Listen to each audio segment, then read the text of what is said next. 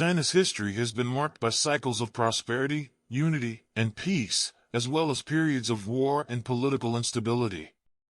The Yellow River has played a significant role in nurturing China's civilization.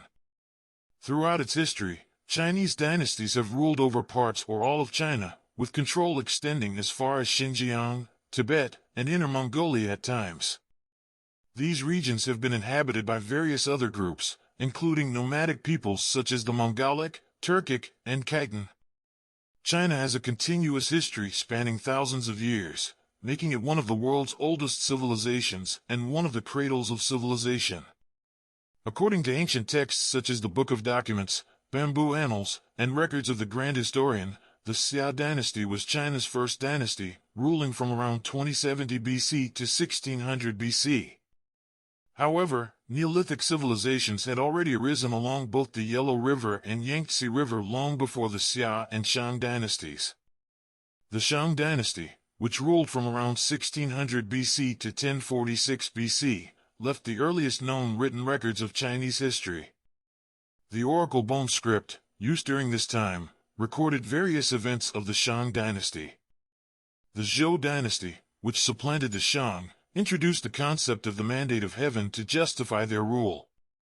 The central Zhou government weakened in the 8th century BC, leading to the splintering of China into smaller states during the spring and autumn period. These states became independent and fought with one another during the Warring States period, leading to the development of bureaucratic systems and laying the foundation for China's imperial system of government. In 221 BC, Qin Shi Huang conquered the Warring States and declared himself the first emperor of China, marking the beginning of Imperial China. The Han dynasty succeeded the Qin dynasty and ruled from 206 BC to 220 AD. During the Three Kingdoms, Jin, Southern and Northern dynasties, China was divided.